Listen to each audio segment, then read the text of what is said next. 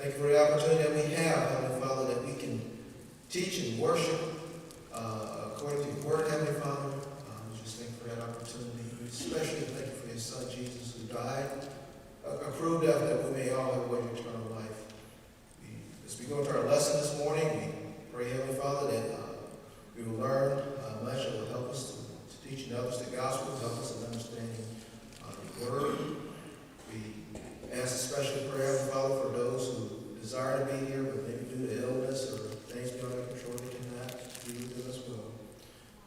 We just again thank you and just pray that you bless our lesson. These things we ask in Jesus' name. Amen. Amen. Did everyone have a good week? Yes? No? Yeah. You guys like presents?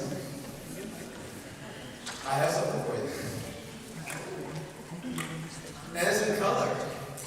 Wow. So I'm going to need some help passing these out. I don't want to take a lot of time to pass them out. But, okay. Great. We get that side. Thank you very much. Thank you, Mark. Okay.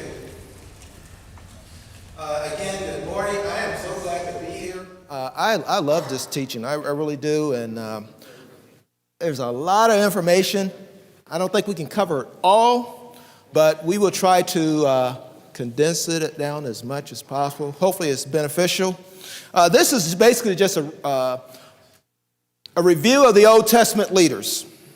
And it is easy to take any one of these leaders and go into a lot of detail. There's much you can learn from each one of them. But this is a short overview of some of these New Testament leaders.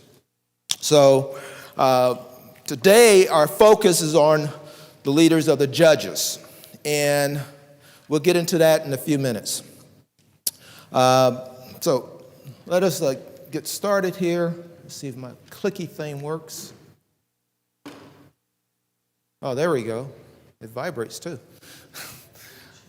So far, concerning these Old Testament leaders, we started off with Moses, and of course there are several leaders that we have neglected not to include in this, the earlier ones, such as Abraham and Noah, Isaac, Jacob.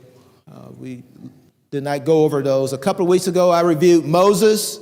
Last week, Keith reviewed Joshua. Today, as I mentioned, we'll talk about the judges. And really, you could spend a long time, a whole lesson series just on the judges alone. There's several of them that the Bible gives in much detail. I'll go over two or three of them in some detail today. And then, next week, Keith will pick up with Samuel. This whole series is a series of 6 lessons that we're doing at this time. So we're in lesson number 3. Later on in the year, we'll come back and do the latter 6 that you see on the right-hand side of the screen there. So with that sheet that I passed out, this is just a timeline. I found this on the internet. You can find most things on the internet these days on lessons. Lots of information out there. A lot of good biblical websites to go to get information. So I came across this right here. I don't have a LED pointer, but it's basically a timeline looking at the Old Testament time period. And so it starts off at the top, left to right, and so forth. So you got 4 rows there.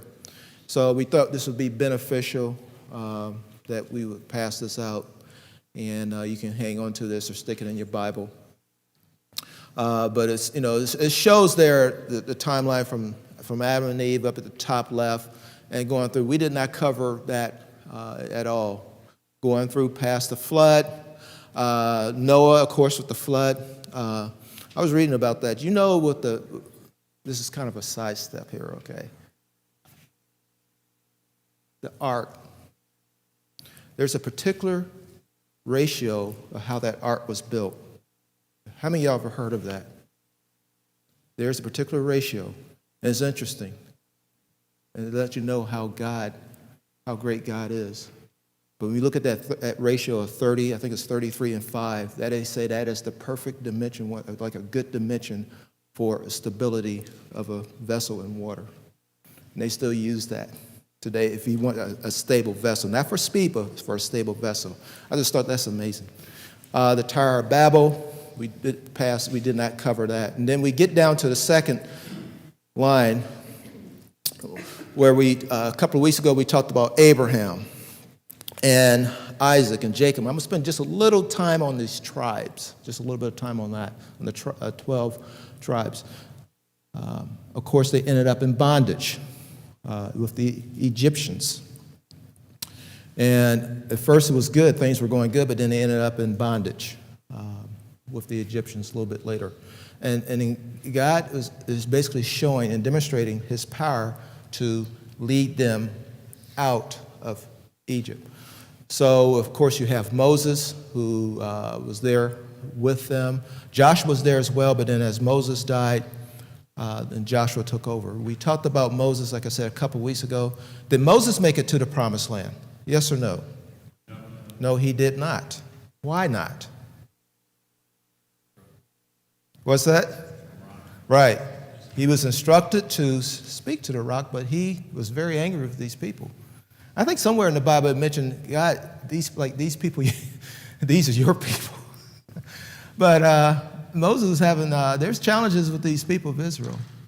And if there's something that we can gather, that we can learn from them, we're not much different sometime. I don't mean necessarily you all, but people in general are not much different today. How often are we blessed and we soon forget the blessings? Then next comes what? The complaining. Okay? So these people were challenged, the Israelites. And you're going to see this with Judges. And it was a continual cycle. And it's almost, I don't want to say comical, but it's like, wow. Okay? So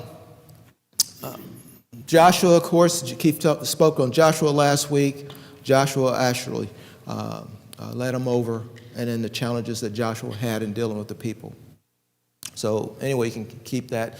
Today we'll talk, like I said, we'll talk a little bit about the Judges. Okay, we already did a review here. Israel in captivity, God selects Moses. There's the Exodus from Egypt. Egypt, of course, at the time was a very significant world power, and God led them away from Egypt. The giving of the law, the wandering around in the wilderness, and they wandered for how long? 40 years. And this wandering, a lot of it basically due to their disobedience. So they wandered around for 40 years. Well, that first generation that came out of Egypt did not make it to the promised land except for two. And who were the two that made it through, that made it? Joshua and Caleb. All right, and making it to the promised land, and we talked about Joshua as the leader last week. This next slide, I threw this in at the last minute. I actually came across this morning. And I threw this in there. So this is not in my notes, but it's up here on the screen. These 12 tribes, I'm going to start off with this, the 12 tribes. Basically, Abraham, Isaac, but then Jacob. Of course, Jacob had his 12 sons there. But Jacob was his favorite wife. His favorite was who? Rachel. Okay, and then there was the trick where at first he didn't marry Rachel first. He ended up marrying Leah. So he had there you see on the left side the 6 sons with Leah.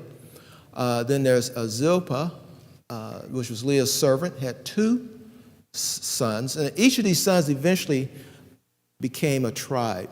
Each son and their descendants became a tribe. So when you look at the 12 tribes weren't necessarily all of Jacob's 12 individual sons, but we see here what happened here. Okay, so there you see this the 6 with there on the left. There's Reuben, Simeon, Levi, Judah, Issachar, Zebulun. They had a daughter, and there's a story behind that. And then you had Zilpah, then you had Gad and Ashdar, And then you had Dan and Naphtali. And I was just looking, what I don't have on here are the last two tribes, because there is no tribe of Joseph, and then there is no tribe of Benjamin.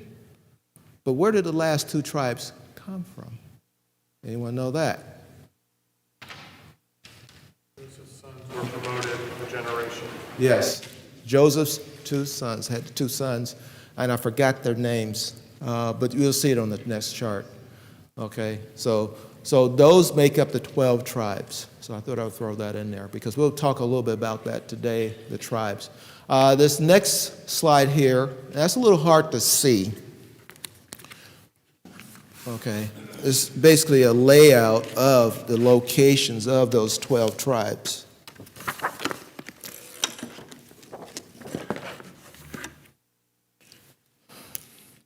So when we take a look at Judges,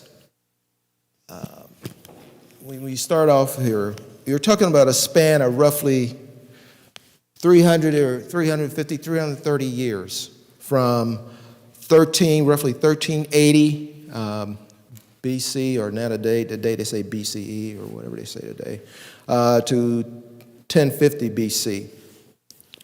And you see these different tribes here, where they're approximately located. We talked about these different tribes. The other one was Manasseh, and I forgot the other one that was the son of Joseph, the second one. There was a tribe of Benjamin, I believe. Anyway, but at one time there was a tribe of Benjamin.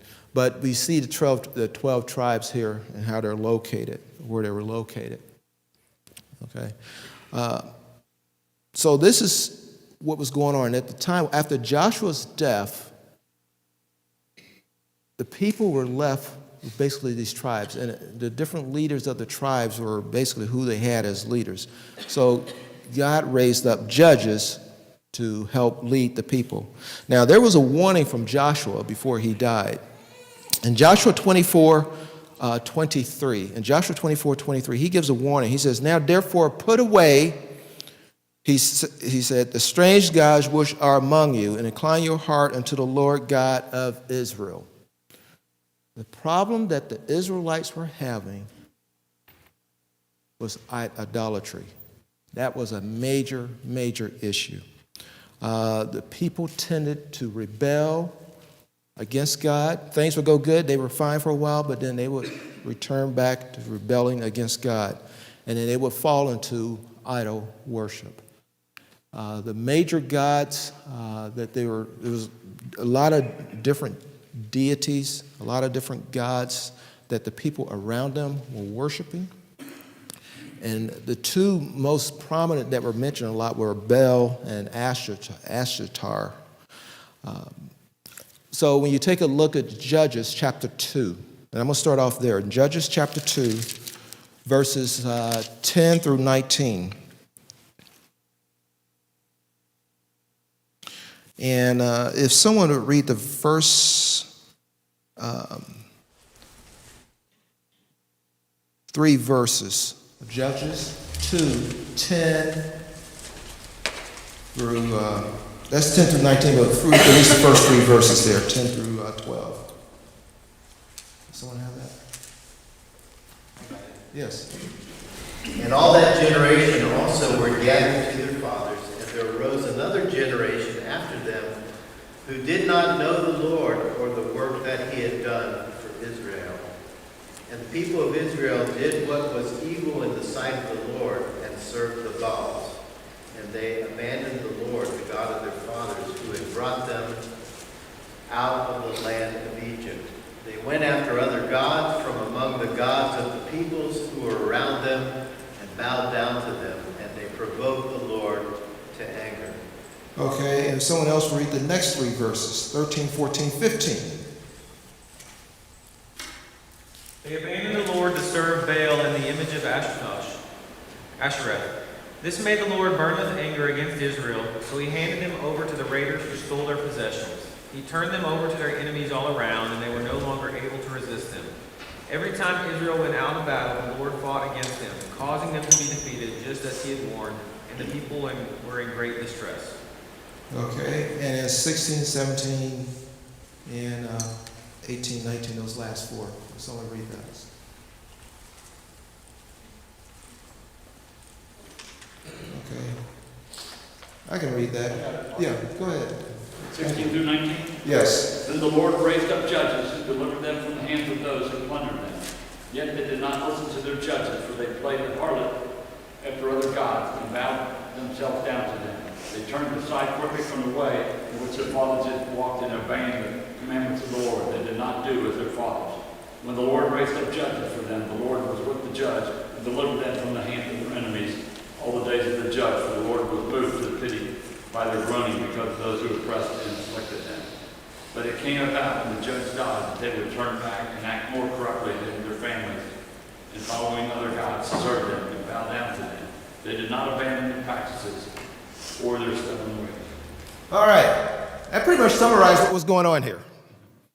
And you will see that as you look at each judge. As you go through, look at each one, it was like a seesaw or maybe a roller coaster. This is what was going on. And like I said, it's almost not comical because it's sad that they did this. But they will soon forget how God blessed them. So the very first judge here, let's see here. A couple other thoughts. This idol worship, I didn't put up any pictures. I thought about putting up some of the pictures of the different idols, but this idols of Baal was one that's mentioned a lot. Now, this is a god that they call it, sometimes they call it a storm god, fertility, god of fertility. So it's different things that was supposed to be over, but this was like a major god, this Baal. It was of a male persuasion, I guess you could say. The Ashtar, I think that's how you say it, or Ashar, that particular deity was supposed to be female, but the idol worship was very prevalent among the people all around them. And you think about that. What are some of the gods that some of the things we put emphasis on more than God today? Because when you look at a god of fertility, the Israelites wanted to be like some of these other people around them. So god of fertility. Hey, bow down to these gods. Maybe it'll help with the rain. Maybe it will help with my crops. Those things are important, my crops and the rain, and those things that I can see. Do we sometimes have these problems today? We put other things ahead of God. One of the things I hear a lot of today, people talk about the quote, the science behind it. You know, they always say the word science. And they say, well, you got to be behind the science behind this. If we're not careful, we will find ourselves trusting or putting other things ahead of God. And that's what the Israelites they were having problems with this. As a matter of fact, I had found some information where all the different tribes were having their own issues. Sometimes they would use, when God said he wanted them to be separate from those people around them, there were strict rules of what they had to do. They were not to intermarry with the people around them. They were to separate themselves from those other nations, and they were not doing a good job of doing that. Anywhere from, sometimes they had them as servants. Sometimes they would go to them for marriage. They would do other things with them. And that led to them eventually turning their backs on God. And this is throughout the book of Judges. Now, this list here, I'm sorry, it's not very clear. I don't know if you can read that. When you talk about the judges, this is the list. Now, when you say how many judges were there, some will say 12. Some will say, well, you can add 2 or 3 more. So down at the bottom here, I have Eli and Samuel. The Bible actually, Eli, of course, been a priest. Samuel, of course, a prophet. But they were leaders. Sometimes people would include those 2 with the list. But basically, you're talking about Othniel all the way down through Samson. So there are many that the Bible, some of these judges, the Bible talks a lot about, several chapters, a couple chapters. Others is just a few verses. Okay, so like for example, we'll take a quick look here at Othniel, the very first one. We'll take a look there at what happened. So when you go to, for example, look at Judges 3, and just those 3 verses there, chapter 3, verses 9, 10, and 11. If someone would read those 3 verses, please. Judges 3, 9, 10, and 11. When they cried out to the Lord, he raised up for them a deliverer, Othniel, son of Kenaz, Caleb's younger brother, who saved them. The Spirit of the Lord came on him, so that he became Israel's judge and went to war. The Lord gave Cushan-Rishathaim, king of Aram, into the hands of Othniel, who overpowered him, so the land had peace for 40 years, until Othniel, son of Kenaz, died. Okay, very good. And if you go down to the very next verse, it says, and the children of Israel did evil again in the sight of the Lord. So again, it was up and down. Today, I'm going to focus on just a couple of these judges here, Deborah and then Gideon. But like I said, as you go through each of these, you see very, very similar pattern there. So first one I want to take a quick look at is Deborah. Basically from Judges 4 and to chapter 5. Okay. Now, this story here talks about what was going on at the time. And I'm going to read just these first couple of verses, kind of set the scene, what was going on here. Chapter 4 and verses 1 and 2. And the children of Israel again did evil in the sight of the Lord when Ehud was dead. Ehud, of course, was the judge before. And the Lord said unto them, sold them into the hand of Jabin, king of Canaan, and ringed, and Hazar, the captain of whose host was Sisera, which had dwelt at Harosheth of the Gentiles. So here, again, they're doing evil. God turned them over to a king, Jabin, and of course he had the general. His general of his army was this Sisera, and they were being oppressed. So as you go from there, you're going up to verse 4, and Deborah, who was a prophetess and the wife of Lepithah, she judged Israel at that time. She dwelled under a palm tree of Deborah, that's what it was called, between Ramoth and Bethel and Mount Ephraim, and the children of Israel came to her for judgment. So with Deborah, she's a judge of people, and most of these, when you look at the word judge, or I believe it was the Hebrew word, it didn't so much mean like the judge as we know today, where you're trying to judge between this or that. Although she is doing that here, basically the judge was just rulers.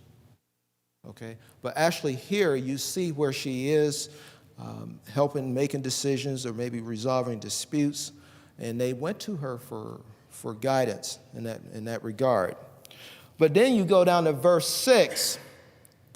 When you go down to verse 6, and she sent and called Barak, okay, the son of Abion, out of Kadesh Naphtali, and sent unto him, and said unto him, have not the Lord God of Israel commanded that we should go up against these people, that we should do something? So she calls on Barak to do this, and he's a military person, or he's like a leader or a military person. However, when she does that, later on you find out that he had some doubts himself. It appears he had some doubts about moving forward. But as she charges him or asks him to say, hey, let's make these moves here, he basically gathers a group of 10,000 men. They go up on top, I believe it was Mount Tabor. And when they do that, Sisera he finds out that they're gathering up at the top of this Mount Tabor. And then from there, he gets his army together. Sisera, he gets his army together, maybe to say, hey, why are they gathering at the top of this mount? He gets his army together, but they're down at the bottom, near a river, near a brook or a stream. So, and I'm going to go to verse 7. It says, I will draw unto thee the river of Kishon, Sisera, the captain of Jabin's army. So what Deborah is saying is that Sisera is going to be led to bring his army to the bottom of this base of this Mount Tabor. Now, there's a reason for this. Now, the Bible doesn't say how many men the Sisera and his army were. It did mention 900 chariots, but it said a multitude. A multitude could be quite a few thousand. Okay, later on in the book of Judges, the multitude turned out to be several hundred thousand. It could have been that large. It's possible it could have been that large. The Bible doesn't say. It did say there were 900 chariots, and he's counting on these chariots to take care of whatever is going on up there, an uprising, whatever may be the case. And I'm trying to think of the man's name here that, the Kenite. Let's see if I can find his name. I can't think of it. Oh, Heber the Kenite. Okay, we'll run into that name later. Because Sisera finds out about these guys gathering up there. He finds out from a man who happens to be staying in the area. He finds this out. It's down in verse 11. Now Heber the Kenite, which was of the children of Hobad, the father-in-law of Moses, had severed himself from the Kenites and pitched his tent unto the plain of Zaanathim, which is by Kadesh. And he showed Sisera that Barak, the son of Abelon, was gone up to Mount Tabor. And this is when Sisera, he gets that information, and he gathers his army down at the bottom. Verse 14, and Deborah said unto Barak, up, go ahead and lead your men down Mount Tabor toward the Canaanites, toward Sisera and his army. Lead them down. And Barak, before this, Barak when Deborah had asked him, Barak said, I will go and do this if you come with me. If you don't come with me, I don't want to do this. I'm not going to go. And the Bible doesn't say what was going on in his mind when he asked that, but he asked Deborah to go with him.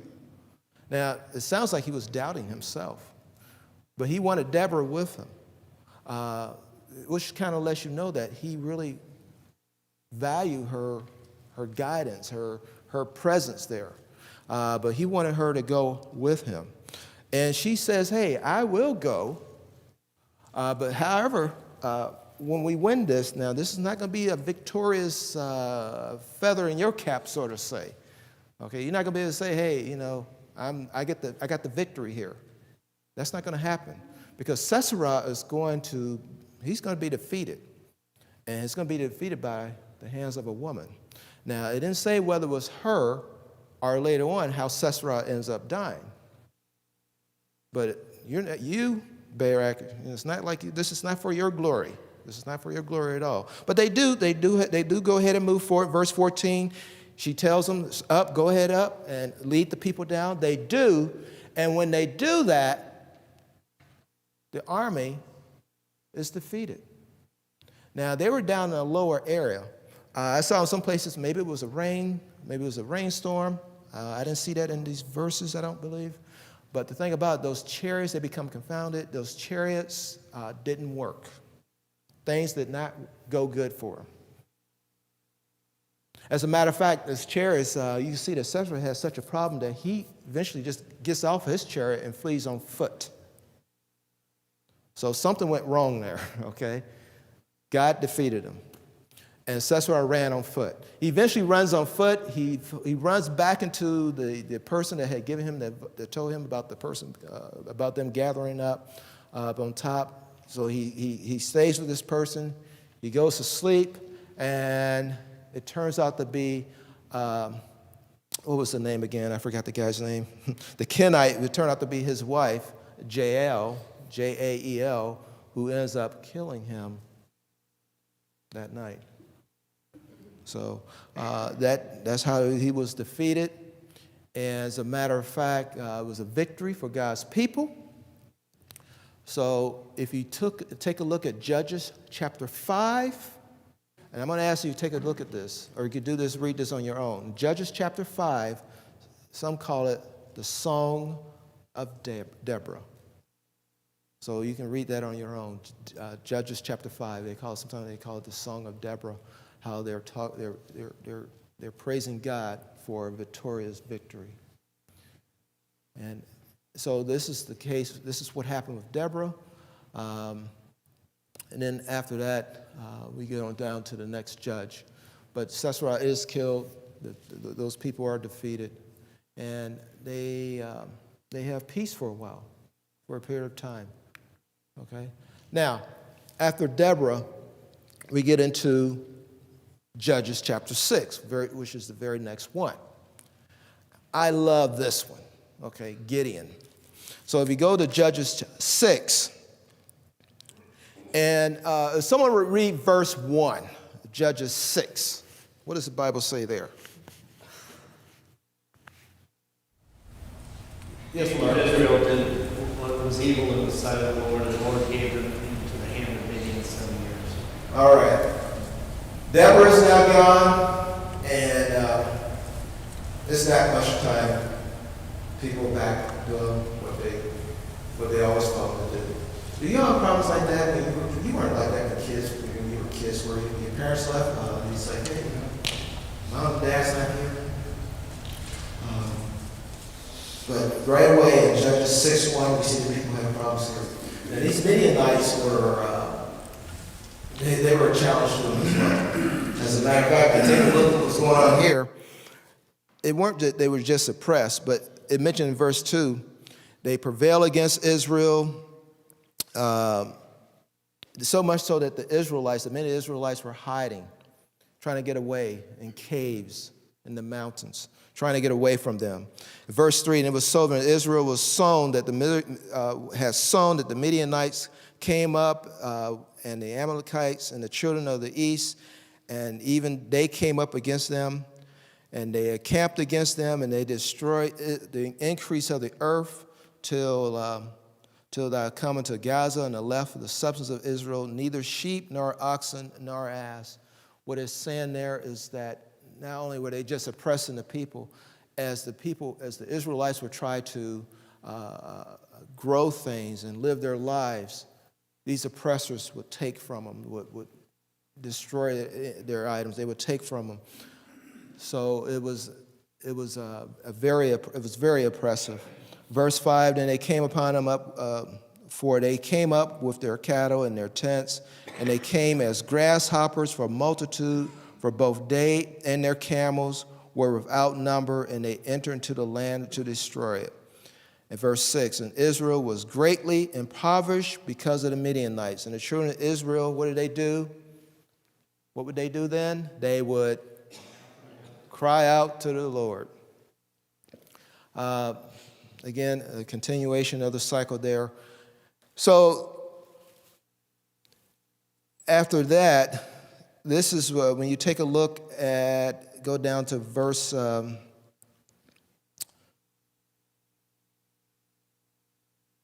11.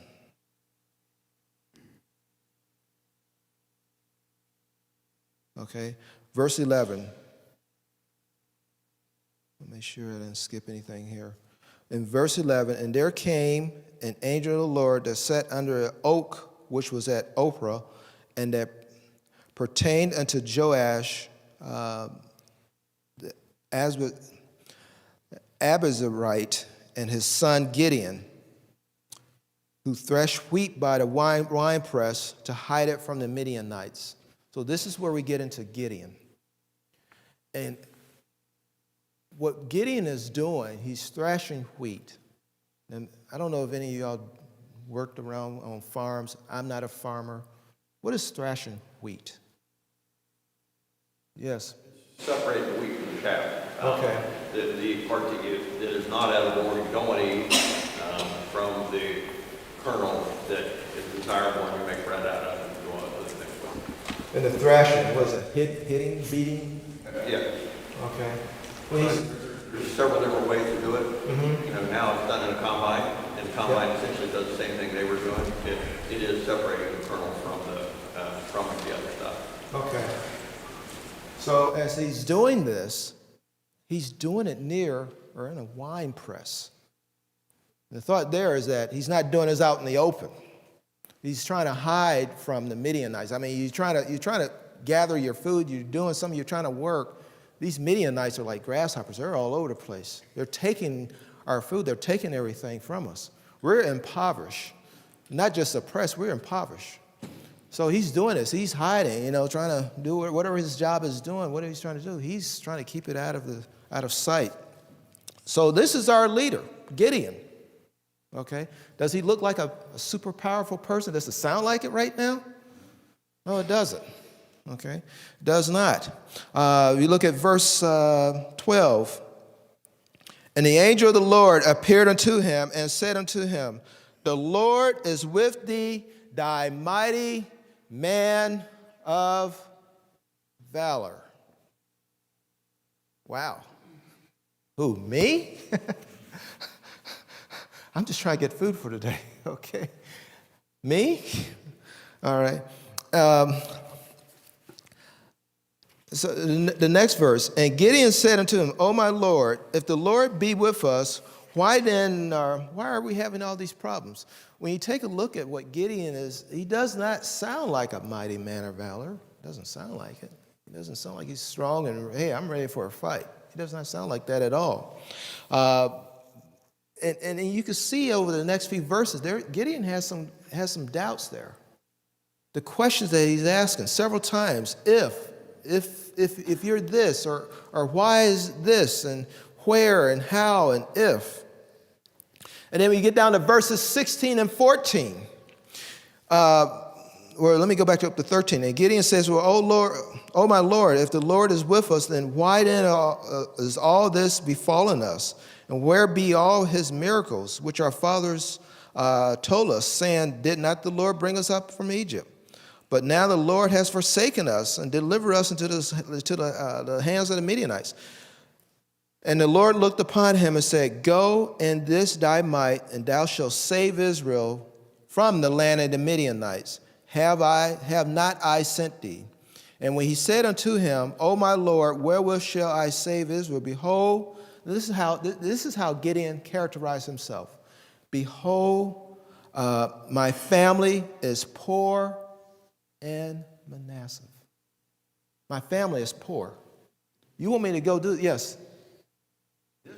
This is valor. Cross-examining the Lord.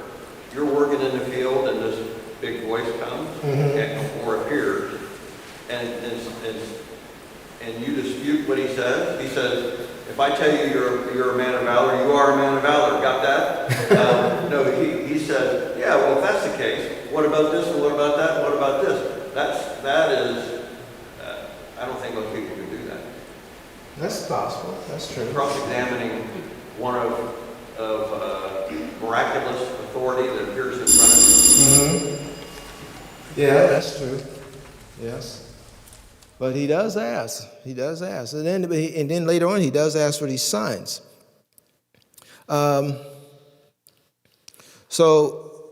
how does he consider himself? He says, well, look, I'm Manasseh, we're poor Manasseh, and I am, what? The least in my family. He's like, hey, I'm the least. Now, so he does it, but he says, hey, if I found grace in thy sight, then show me a sign that thou talkest with me. So he asked for a sign. And this person, he goes, he says, look, if you stay here, I'll go prepare a present for you. And he prepares a meal. He prepares a meal. He gets a goat or a kid, dresses it up. He brings some bread, some cakes. He brings it out, but this person says, hey, here's what I want you to do. Put that on the stone, pour out the broth, and then with his staff, he touched it, and the stone basically, fire raised up from the stone and consumed the food. So, or what was there, the items that were there. So Gideon later on, and then the person disappears, and then he realizes, whoa, something's going on here. And Gideon builds an altar right there. He builds an altar there. But then later on, Gideon is approached, I believe it was later on that night, and he's instructed to do something of valor. But he does it at nighttime. He says, hey, he's instructed to go and tear down the idol that his father had built up. His father had an altar to Baal. He was instructed to go and tear that down, but he did it at night. And tear down the grove that was around it. The next morning, he's a little concerned now. The next morning, everyone goes and sees that, hey, this Baal altar is tore down. Who did this? And they pointed out to Gideon. But they don't kill Gideon. That's not what happened. But because his father eventually says, look, we're not going to kill him. They threatened to, they didn't. But then the Lord does use Gideon the Lord does ask Gideon to lead the people, but then Gideon asks for a couple of signs, several signs. This is the signs with the fleece, where it's like if you're with me, the fleece, what was it? One day or the next morning, the fleece was damp, the ground around it was dry. The next day or the day after, the ground was moist, but the fleece was dry. So he does lead. He gathers the people together. First, it starts off with 32,000 people. The Lord tells them, hey, that is what? Too many. Those who are afraid, ask them to leave. Those who and about 22,000 people left. 22,000 people left 10,000. God says what? There's still too many. And why did God want them to cut down that number? Yes, Dick. He wanted to show that the power is not in how many men you got there. Power is within me. So you could do this with 300 men. Right. He takes them to the water and asks them, he says, those that lap drink water a certain way. They go home. The others who drink it a different way remain, keep them. You end up with 300. And then later on, Gideon is still a little concerned, because then later on, we find out that the Lord instructs Gideon to go down into the camp. And when he goes on and says, hey, take one of your men with you, take one of your servants with you, but go down into the camp and just listen, pay attention to what's going on. And Gideon goes down into the camp without the enemy knowing it, and Gideon hears something. And what he hears is that the people in the camp are concerned. He hears some of the men in the camp of the enemy talking. One says, hey, I think he said it was a dream or something. And then the other person says, that's Gideon's is going to defeat us. So Gideon he hears that. He hears that those people are concerned. And that's when he leads his men down, tell them to get a trumpet, get a lantern, and leads his men down to defeat the army of the Midianites. And there was a lot of confusion, a lot going on there. A lot of them killing, hurting each other. So they were able to defeat that army. There's a couple other stories of Gideon. We're not going to get into that. If we go down over to the verse, chapter 8, there were a couple other stories. I'm not going to talk much on Samson. Samson is another judge here that we hear a lot of. And all the other judges in between, the same story was going back and forth, where the people would sin, God would bring up a judge, and then they were okay for a while. And then as soon as that judge died, they would go back into sin. Samson is an unusual story because Samson, although a judge, he had a lot of weaknesses. Okay, he had very good parents. His parents were trying to raising him upright, But he had a lot of weaknesses. Going out, trying to look for a wife among the enemy, and which is something he shouldn't have done. And of course, he ends up being captured,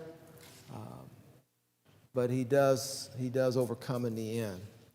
So Samson is one of the last judges that are mentioned. Like I said, we do sometimes they do consider Eli and Samuel as a judge. Some consider that, but Samson is the last one. The last few books, or the last few chapters in Judges, it doesn't so much focus on the judge; it focuses on a particular situation. I believe it was with the tribe of Benjamin. Some of the things they were doing that were wrong that led to issues with the tribe of Benjamin. So for next week, Keith is going to talk about Samuel. I was going to ask if you please read the first 3 chapters in Samuel. That'll kind of set the groundwork for Samuel. Okay. Any questions? Any comments? I think the key memory verse that everybody should have from Judges is, in those days there was no king in Israel. Every man did what was right in his own eyes. Right. And that is the big picture is the lesson that when we turn away from God, when people are so tempted to accommodate to society, turn away from God, and that's what happens. Yeah, and that particular verse, I didn't mention that verse, I don't think, but that verse happens to be 13, I believe, 13 and, not 13, 17:6. Yeah, I think you pointed out at the beginning, it's repeated a lot. Yes. But this is just cycle that you've been talking about.